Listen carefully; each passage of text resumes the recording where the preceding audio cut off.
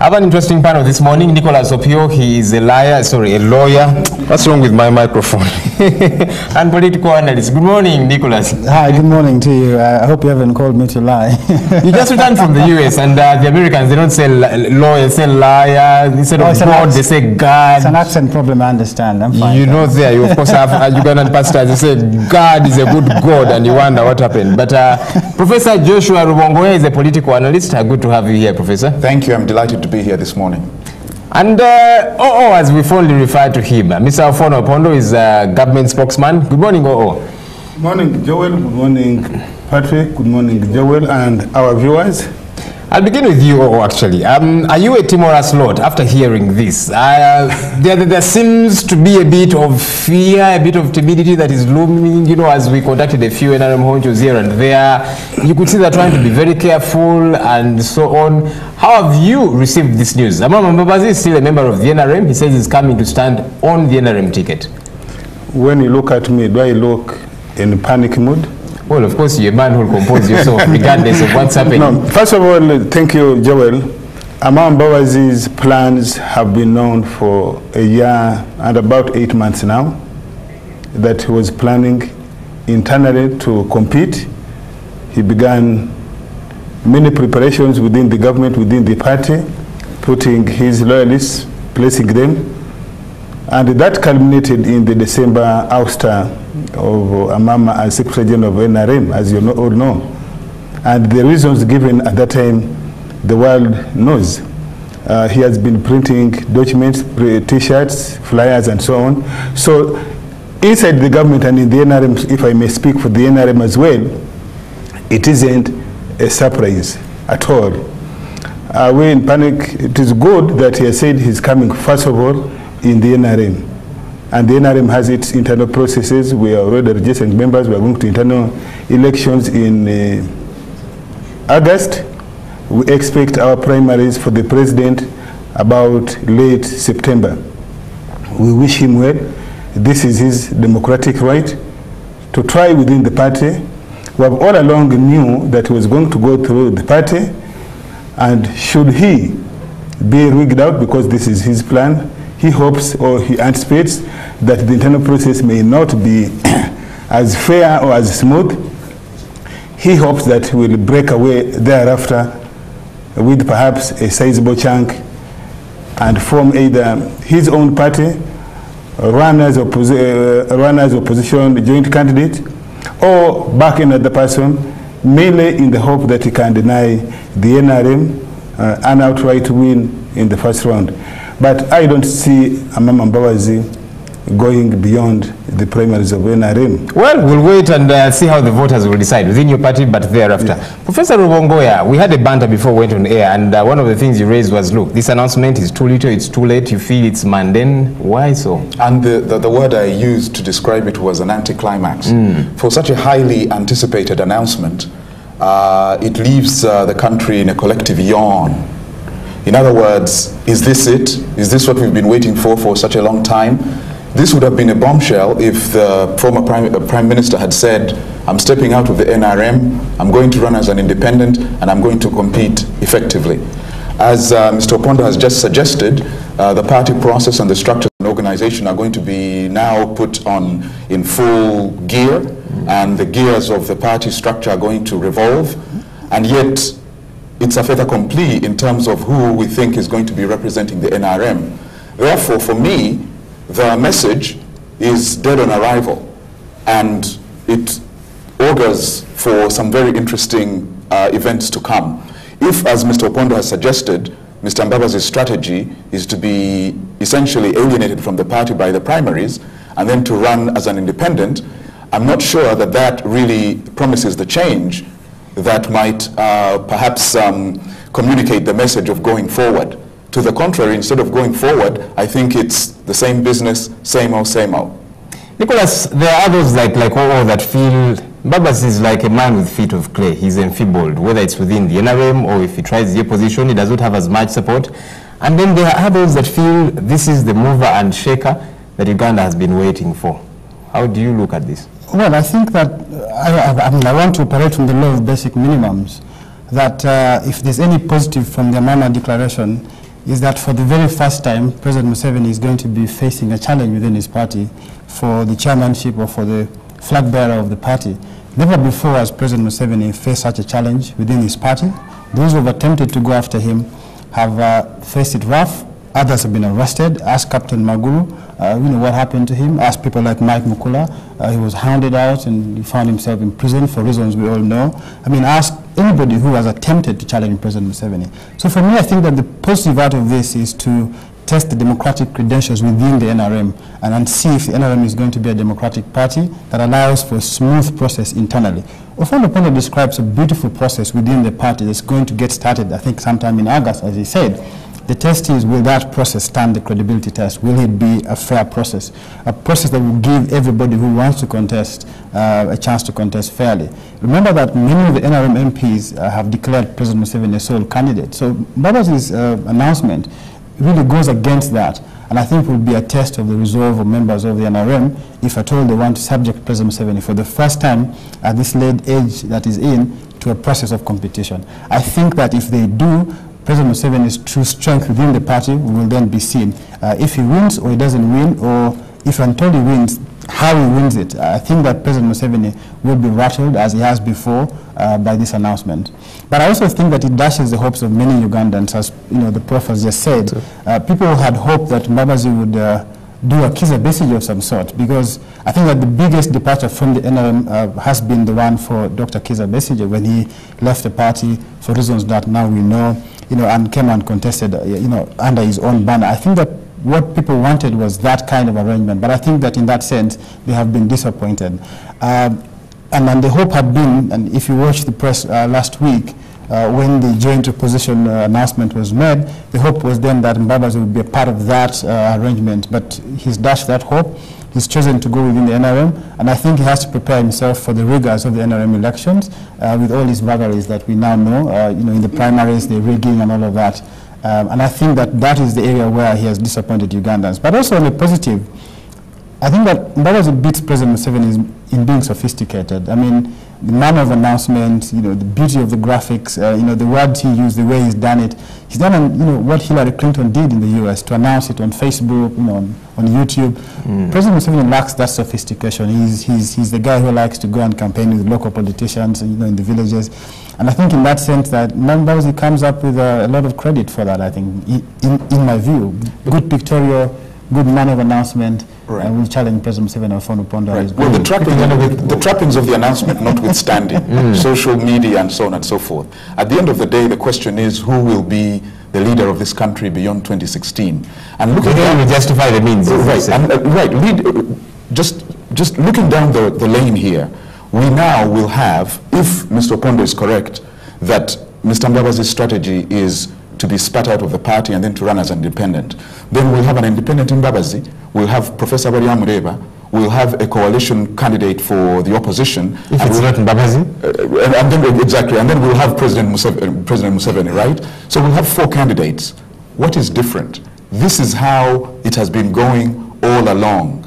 More than 3 candidates, the president emerging, or split, those 3 candidates splitting the vote, and the president emerging victorious. Same old. Exactly. So for me, at the end of the day, we are in the same place, and there is no forward movement. You rightly say that fear looms in Mbabazi's camp, that, look, his strategy, like you say, is that they will be rigged, and then they will go out, either join the Democratic Alliance or go out independent. I'm thinking, is this not an indictment on the NRM electoral process? Because you see, if the immediate former Secretary General is worrisome about this, you know, he feels maybe it will not be free and fair. He knows what it's like. He's the one who ran it.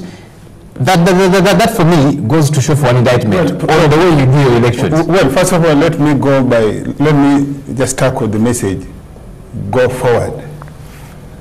After 48 years in the same organization with the President Museveni, 30 years in the government, what is that going forward that he was unable to go forward within? So I think that message just doesn't click to me, and I believe to majority of people. On the social media, yes, Hillary Clinton, America, the voters, the electorate is different. Majority, I don't want to demean social media in Uganda at all. I don't want to mean Facebook and Twitter and so on. majority of voters in Uganda and the ones who move voters in Uganda are not yet on the Facebook, and therefore... Well, maybe things are going to change. 78% are below 30, they are the sagacious young fellows. But I need you to answer my question of the internal democracies of Uganda. Even when you make on YouTube, I doubt if that shifts the 80% who are going to vote in this election, 70% of them who are rural people, the critical political mass in Uganda. About the internal processes, Mr. Mbabazi, as I said, has been with the NRM for nearly 47 years, 30 of which has been in the government, 8 of which he was the Secretary General of NRM. And therefore, he knows the internal process. I'm sure the process that brought him as Secretary General of NRM, he believes was, twice by the way, was a clean process. And I would want to believe that he also knows that the process that took him out was also a clean process. However, even when the process is internally clean, that does not preclude, does not make him or any other person make a fallback strategy that should I lose, what will I allege? And you had, this is not new, you had when we went for the delegates conference, first of all, NEC in Entebbe and delegates conference, you had his protege, Hope Message, saying they were not allowed to speak in NEC, saying they were not allowed, the Mbabazi group was not allowed to make their case before the 12,000 delegates at Namboni, which obviously wasn't true. But be that as it may, if you have been a Secretary General of a party for 8.5 years, and you can be ousted in that manner, will you still count yourself of a weight internally? I think, as he says, they don't arrive. And furthermore, if indeed he has been the Secretary General for as long as Mr. Opondo has just mentioned, and which is a fact really, then why would you still make an announcement informing the public that you're going to run within the same organization? Well, he's promised the public that he's going to declare, so really I'm thinking he's probably making good of his promise. But Nicholas, there is something critical here of, he's been a part of this system for all this while, and now here he comes through, he's objurgating this very system that he's been a part of, you know, throwing stones at it.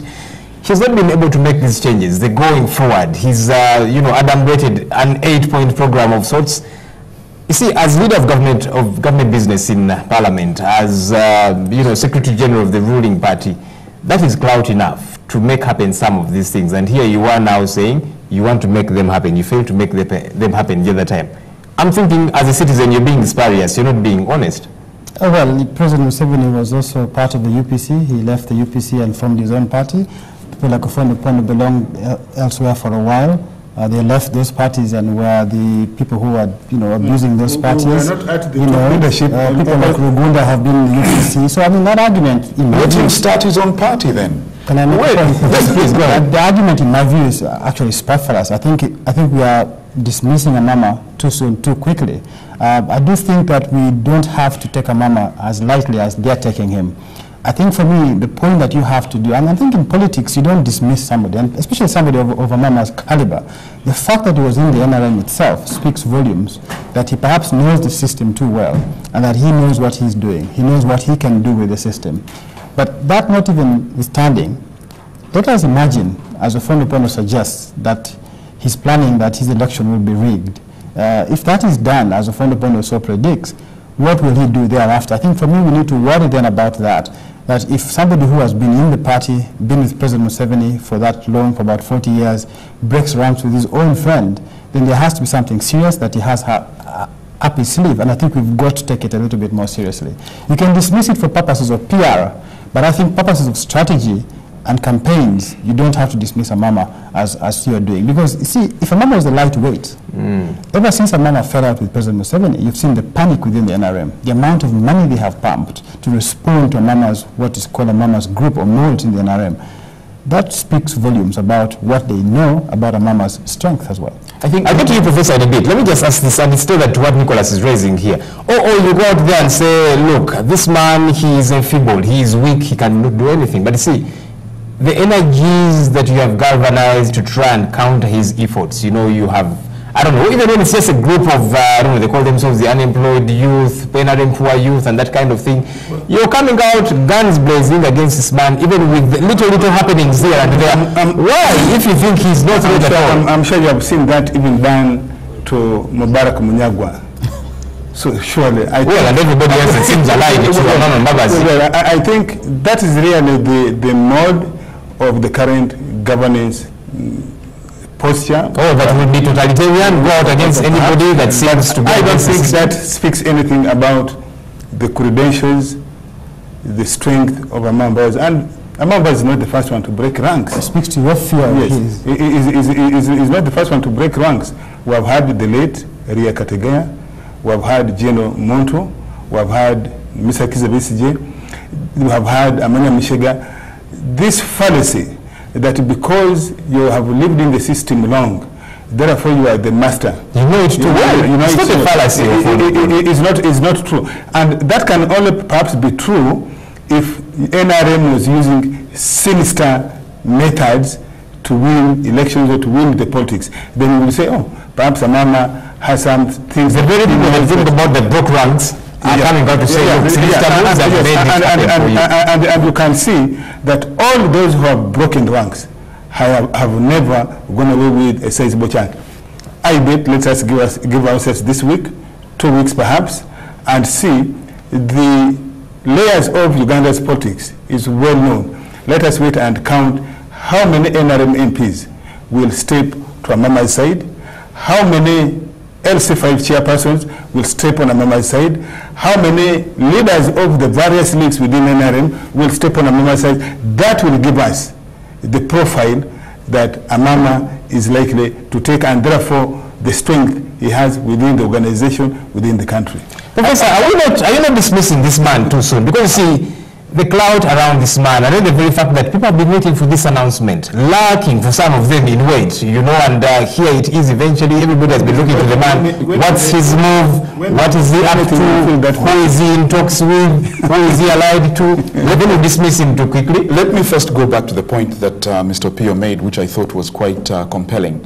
And that is that if there's anything to be gleaned out of this announcement, it is the idea that Mbabazi is going to try and open up some political space within which some competition, some degree of competition might be recognized. And that is something positive about this. The second aspect, and related to Mr. Pio's point, has something to do with a disenchantment that is related to the notion that a young woman might kneel down somewhere in a meeting and then anoint the president as the sole flag bearer, or at least even propose that that should be the case outside and well before the party structures and organization has even been set in gear.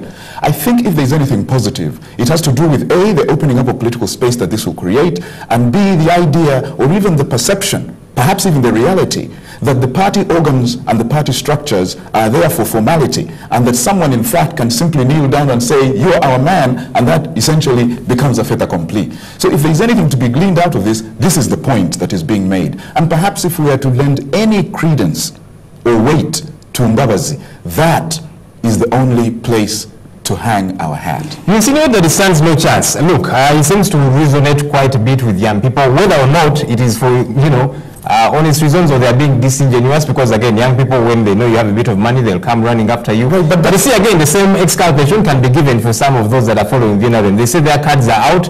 I was speaking to people, for example, who are registering for the NRM cards, and I asked them, why are you registering? And they're saying, look, I need to have this card, and you know I'm looking for a job. Just in case they certainly ask me for that card, I should be ready with it. Then others say, look, we are told when you go to register, we'll give you money, you know. So the following can fall either way. But the young seems to have a following. Why would this be the young people that you're talking about?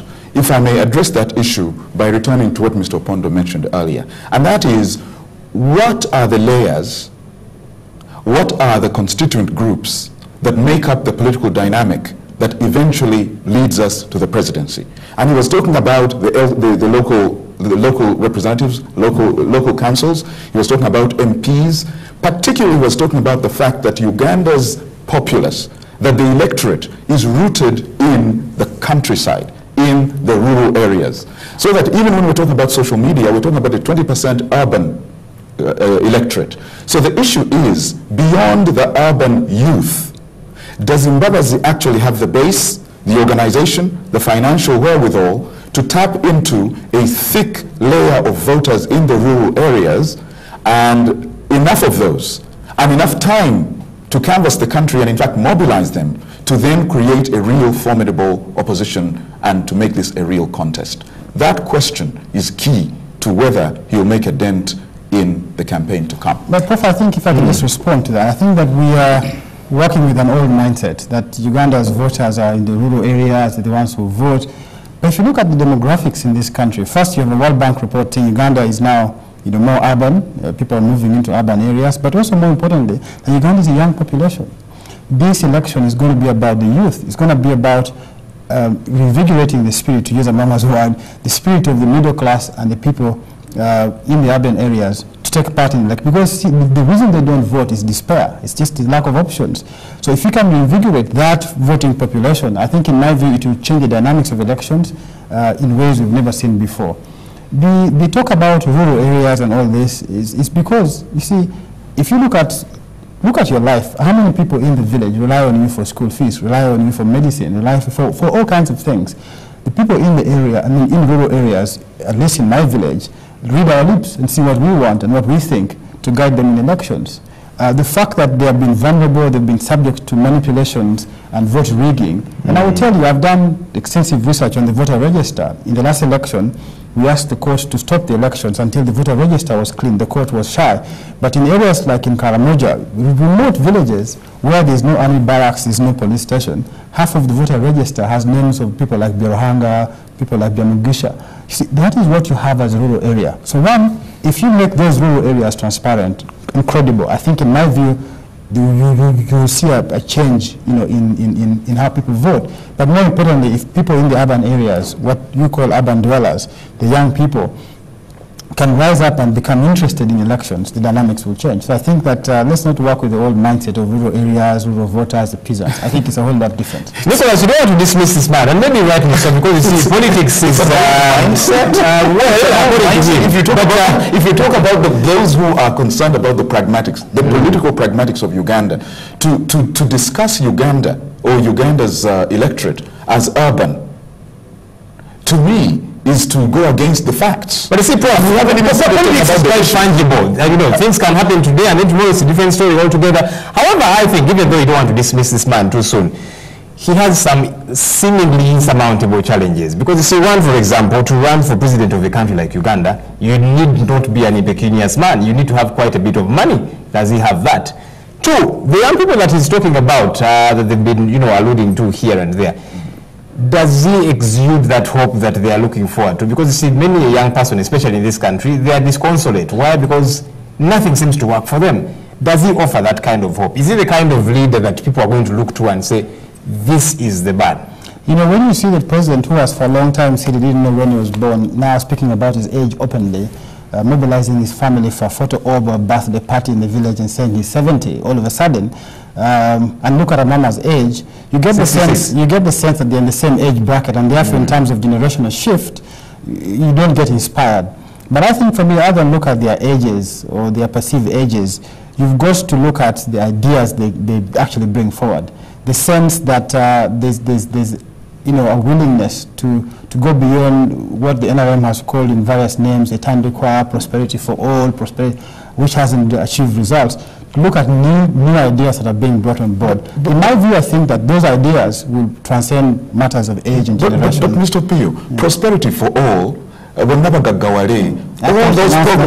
those programs were rolled out when Mbabazi was where?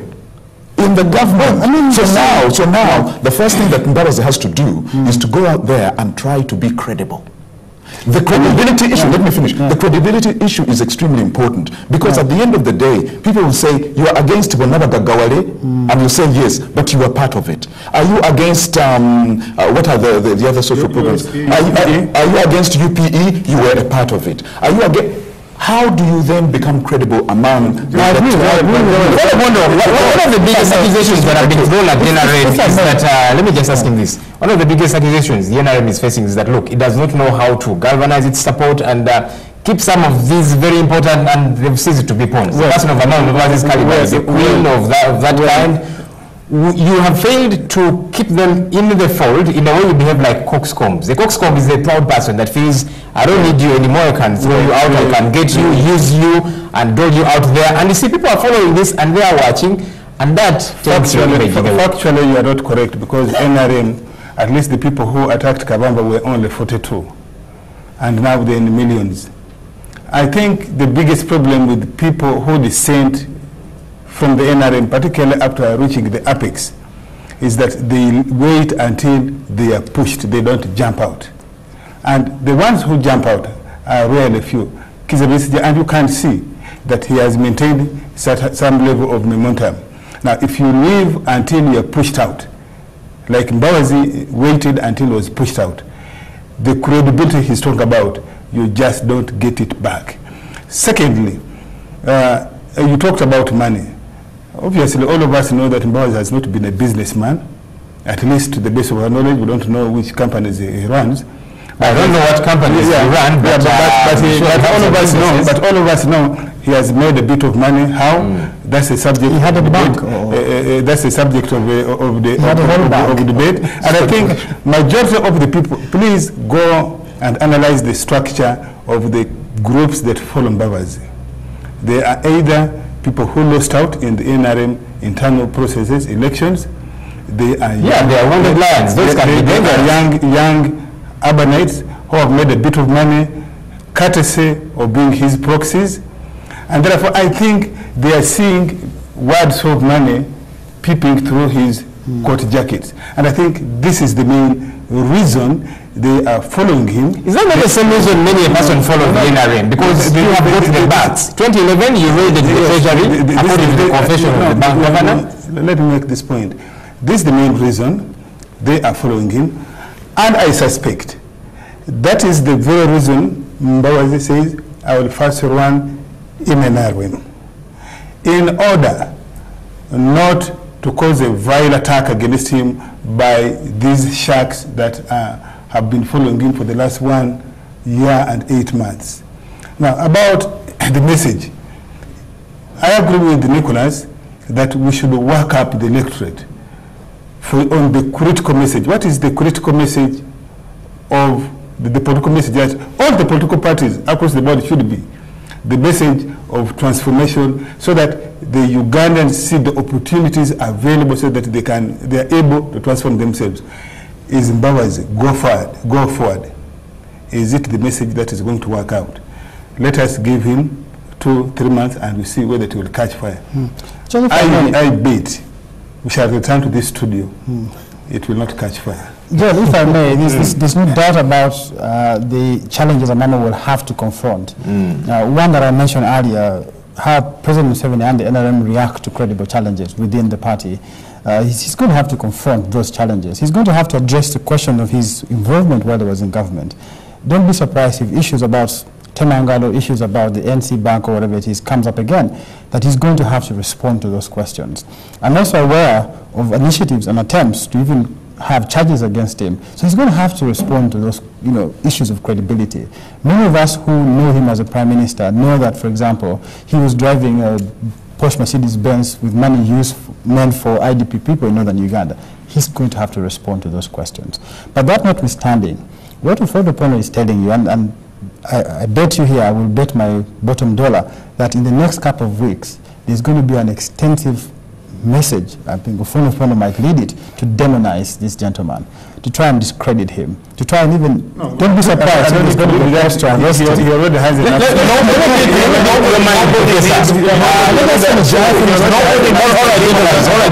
Just get to the point and then I'll get to the two of you. The point that I wanted to make is I'm aware of the Prime Minister having had some discussions with some foreign embassies and governments and discussed the possibility of Amama Mbabazi ending up in a yellow uniform, not on Chadondo Road, but at the beaches of Lozera prisons. But Professor, let me pick your, just a minute, Professor, let me pick your independent mind on this as an observer from the periphery. Yes. When you see the NRM coming out, guns blazing to lambast this man, and now that he talks about some clandestine happenings, there could be charges that will be thrown at him and the like, do you not see a fearful lot? For goodness sake, if this man is as weak and wimpy and sissy, quote unquote, that they say he is, why come out all out, against him in such a high-handed manner? Well, you see, he's in trouble.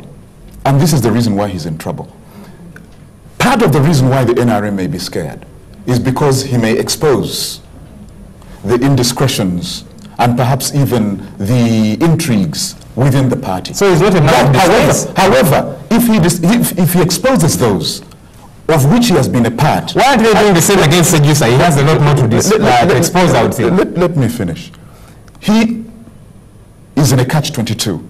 If he exposes what he believes were intrigues and illegalities and inconsistencies within the party, of which he was a part, then he's in trouble either way. However, the party, the ruling party, would like to make sure that those exposures do not occur. That's why there's this movement, I should say this strategy of saying, you know what, there are certain things that you committed that we might imprison you, as Mr. Opio is suggesting. However, Mbabazi does not need to be demonized. There's enough that he has done to expose himself.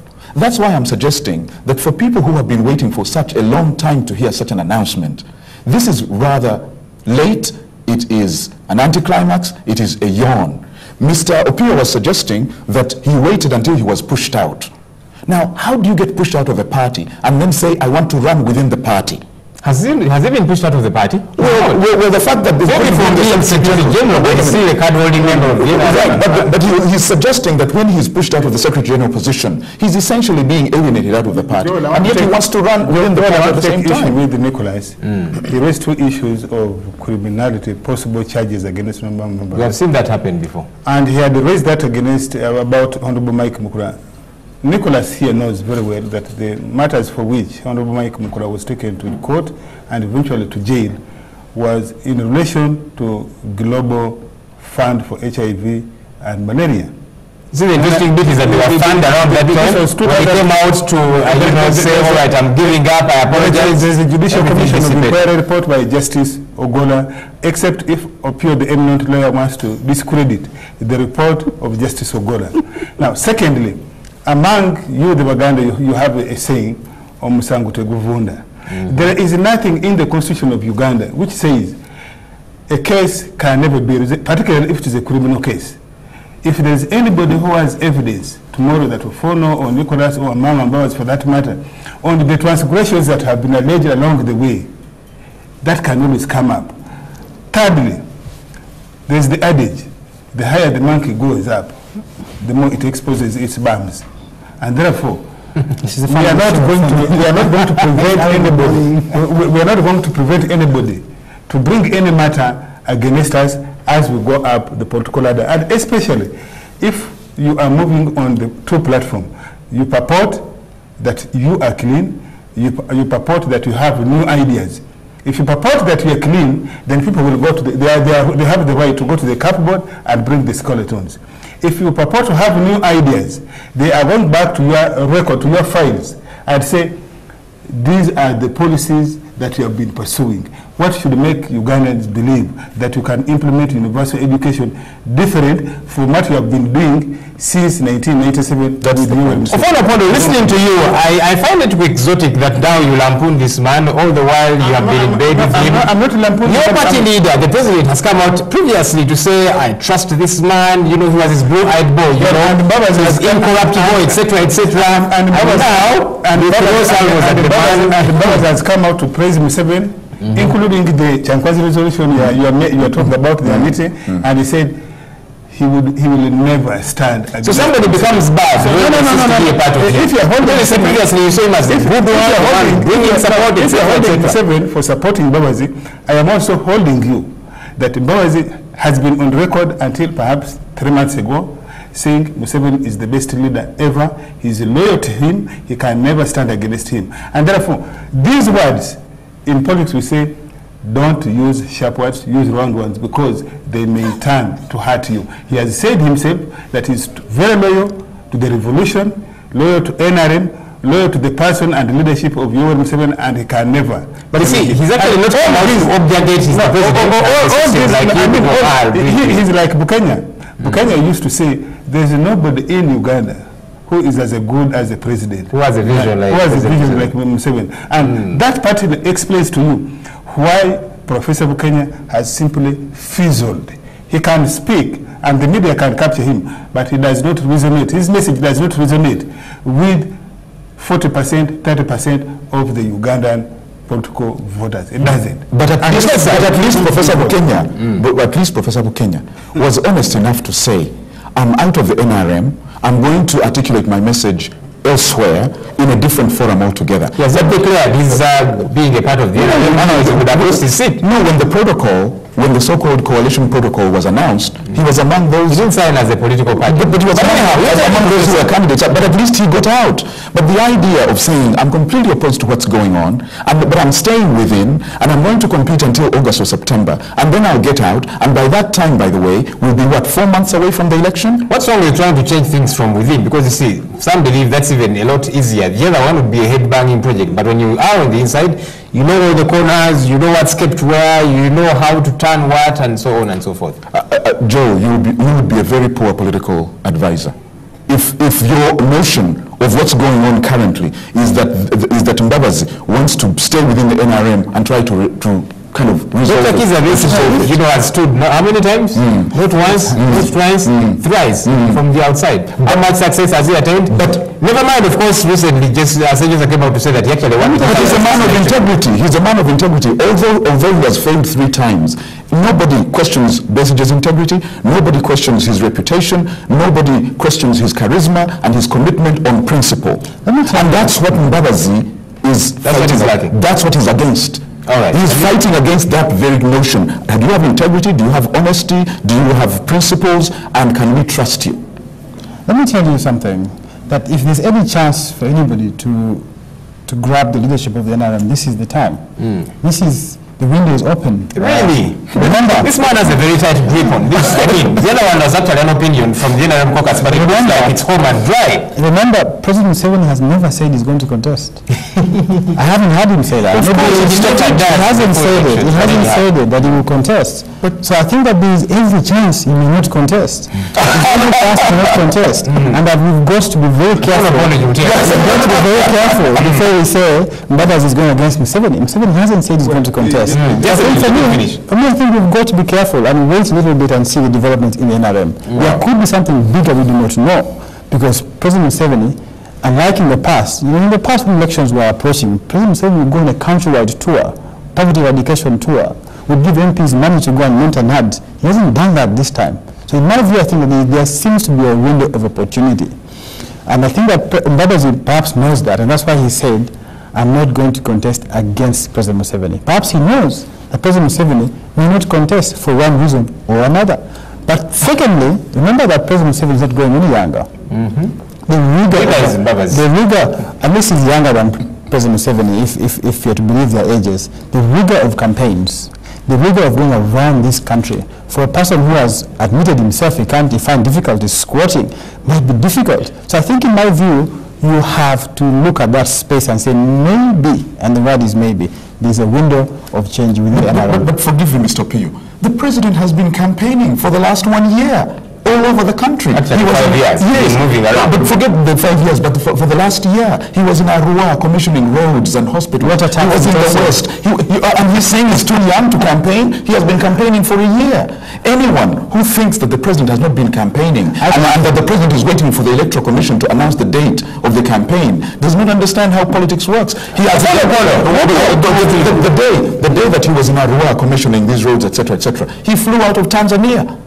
And then was in Arua. I know that for a fact because there were people in Arua who said, the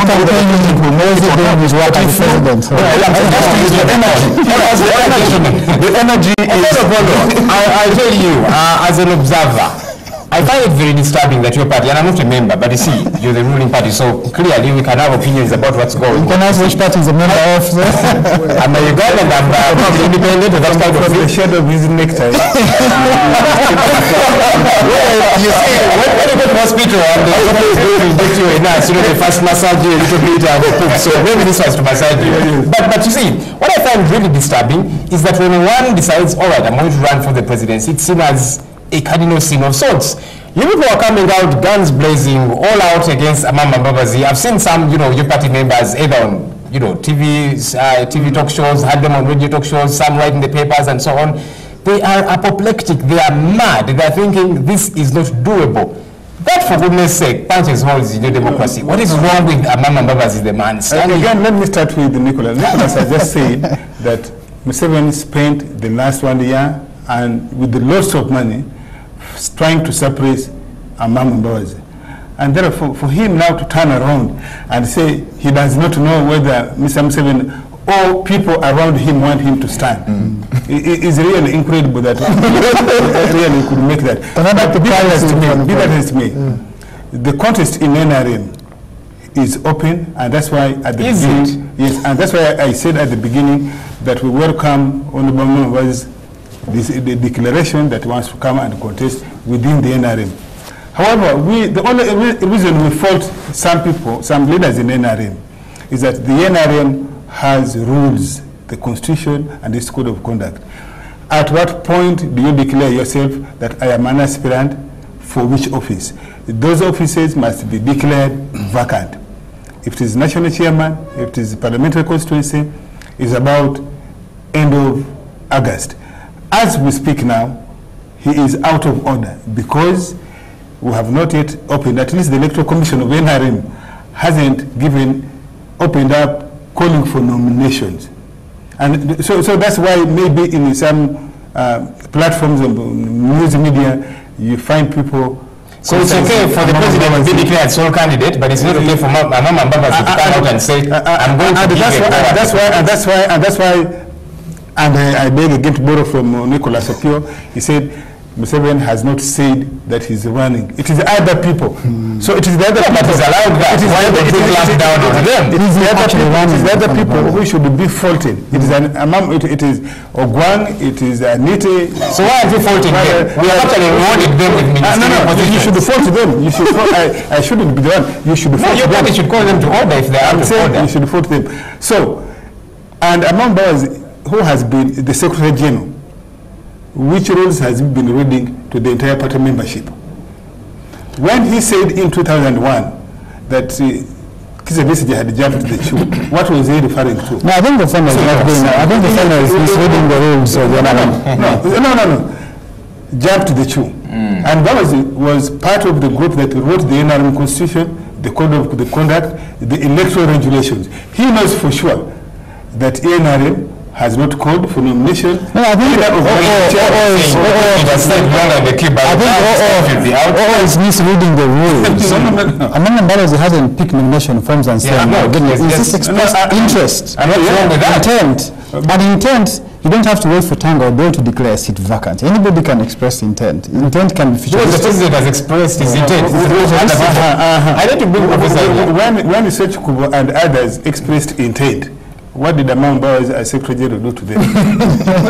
so now you're saying this is the things I was telling you about. Same rules. What is telling us here now is that if Amama Mbabazi, did certain things erroneously, or you step on the other toes because they have decided now we're going to go against the system. No. Now that Amama Mbabazi is on the other side, you're saying let's keep perpetrating this wrongdoing and make him have a taste of this. I made the point. Let us apply the rules uniformly. So are those the rules that when somebody decides I'm going to be against the NRM, you clamp down heavily on them? If that is the rule of NRM and you go against it, let an NRM apply the rules uniformly. And be it Amama, be it Sechkubo, be it Ofono, let NRM apply the rules. And I'm sure you saw this morning the Secretary General saying, I have gathered evidence, I'm gathering more evidence, I am going to bring this before the disciplinary committee. And this should not be seen as if an effort to stop Amama. Because if Amama was the Secretary General as he was then, he would have still applied the same rules against those people he saw as errant. And that is the point I was making earlier. Credibility. The question of credibility, the question of integrity, of believability, and of principle is going to continue to haunt and dog him. Professor, I'll tell you, politicians are very interesting people. And some people have the school of thought that, look, this is actually a machination of the NRM. let's plant Amama, you know, throw him out there and all this gets to happen and so on. The likes of Professor Ruwongoya get to lambast the man, make him look bad. And in essence, you're making the NRM or President Museveni, for that matter, look good. And that's their plan. It is possible. First, I need to completely disagree with your description or depiction of what I'm doing. I'm not lambasting Mbabazi at all. The earlier word used was lampooning. None of those is going on here. The question is just doing an analysis that is intended to go to the core of the politics of this issue. And going to that core requires us to examine who this man is, what he has done, what he's proposing to do, how he's proposing to do it, and the timing of it all. And what I'm suggesting is that, look, if we are going to look at his candidacy, we have to really examine what is his perception, what is his character, what is his personality, what is the electorate thinking as this gentleman, Mr. Mbabazi, suggests that he's going to run through a party of which he has been, the rules of which he has been a part of. And by the way, if you talk about BSJ running 3 times and so on and so forth, there are people out there who are saying, well, were it not for Mbabazi, maybe BSJ would have won the last election. So that's why that's why you won't go into the opposition, because the opposition members know that they were frustrated, these various elections that have been taking place, by the very machinations of the gentleman who suggests that he wants us to go forward. If I just respond quickly to what Prof is saying. I mean, you've had basically, you've had Muntu, the president of FDC, saying they would work with all forces, including Amama Mbabazi. So, I mean, that for me is making a wrong conclusion. But the point is this, that I believe that we need to hear out Amama Mbabazi. We cannot proceed from the premise that we know what was happening within the NRM. I'm sure Prof doesn't know. If a friend does, he knows very little of it. Because what has been happening within the kitchen cabinet of NRM between the top guns, we don't know. So I think, in my view, other than saying Amama Mbabazi has credibility problems, he has these issues, let's listen to him. Let's accord this man a fair hearing. Again, I find it determined. Because, see, you cannot dismiss somebody's credibility without even hearing him out. We have never had him on his record. We have never had him. Nicholas, what we're saying at the all right. Having a base from Monday made for... Those are allegations. Here's my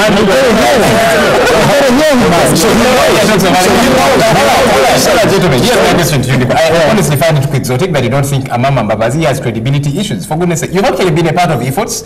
Let's have credible leaders in this country. Yes. You say, the likes of Dr. Kiza Besigye and so on, he's not a perfect man. But you see, Besigye, from then, he said that, look, we are towing a different line from what we agreed on, so I'm jumping ship, I'm living on my own, and here is the man. Amama Mbabazi and, of course, Gilbert Bukenya, who we are not discussing today, they were first thrown off the dining seat, and then that is where now they seem to be on the side of we, the so-called ordinary Ugandan, and now they are objurgating the system, saying, look, there are critical issues here, there's a problem here and there, and so on. I'll tell you, I find such a man disingenuous. You can find him disingenuous because you haven't had him. I think, in my view, we are working on allegations. We're working on what we've seen in the press. We've never had Amama Mbabazi's side. I reckon that the inner workings of the NRM is more complex than we are presuming on this show, or that Prof is presuming. We've got to give Amama Mbabazi a chance to explain himself. We cannot rush in judgment. But we not, because you see, I actually expected that you begin with an apology in this statement. We cannot rush in judgment and say he has no credibility. I think, in my view, there are serious allegations against him.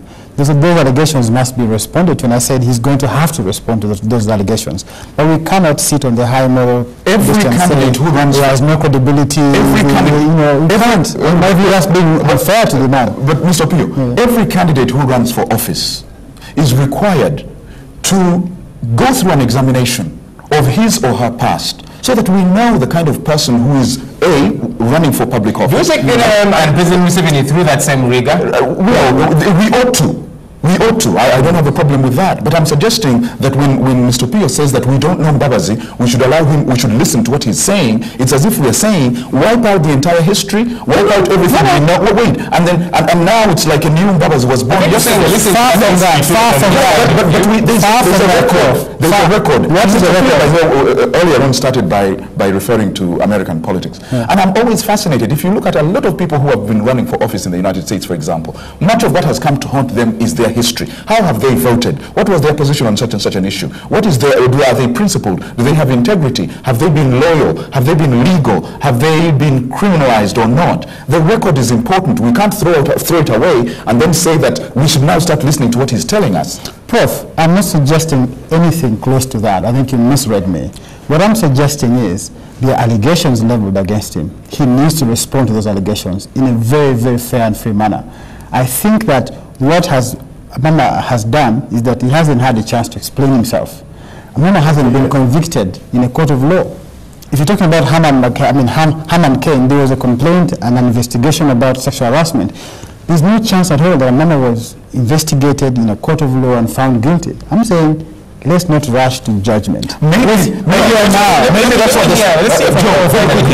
this is what the Secretary General is suggesting. Maybe the Secretary General of the NRM is suggesting that we now need to go on and examine Mbabazi, and if we find anything that is contrived, then we'll expose it. Maybe this is what you're saying, that this is what they're going to be doing. And I don't know how true they are. You know that some people, for example, have been arrested at Hotel Africana. They had Mbabazi's posters and the like, but anyway, it's not the first time it's happening. It's a picture of a policeman plucking off his poster. There you are. And you see, our challenge as well is, look, whether or not you think of him as a threat or not, you say he's not a threat. What happened to the democracy that you talk about of, look, everybody should have, I thought Uganda is supposed to be an egalitarian society. Everybody has an opportunity at different shows. You know, why do we come out totalitarianly against the likes of Mbabazi? We should all enjoy democracy, but without being disruptive to others. Now, if the police is acting, I think the police is not beyond being questioned for their actions. Go and ask Kale Kaihura and say, why are you picking so because they're having the following leaflets? You remember? You mean you remember voting for President Museveni? You remember that? You remember the young men who said they were jobless, but they had the money to buy piglets, to hire a van, and drive pigs into town. Now, there are people who are going to be picked for different reasons on suspicion. The issue should be let the police explain. If the police can't explain, then they should apologize for their action. But I'm dashing for another function, but the point I'm making is Mbabazi's declaration is welcome. The contest within NRM is open at all levels, and we wish Honorable Mbabazi the very best. Just before we just to put on the spot, is President Museveni contesting in the next election? Yes or no? The NRM machinery is there, and the NRM membership is there. I can't speak for everybody. As we speak now, the term of Yoweri Museveni as president, as chairman of NRM, is still running until such a time that the Electoral Commission of NRM or the Electoral Commission of the country actually calls for nomination. Then we shall know who the NRM is pushing forward. Do you know his interest? All right. Nicholas Opio, a lawyer and political analyst, Professor Joshua Rubomboya, social political critic, and Fono Opodo, government spokesperson. Gentlemen, thanks a bunch for joining us this morning and sharing your 2 pence on this subject matter. We'll continue with the analysis of this and a lot more. The Luganda edition is coming up for especially our Luganda audience. Keep with us.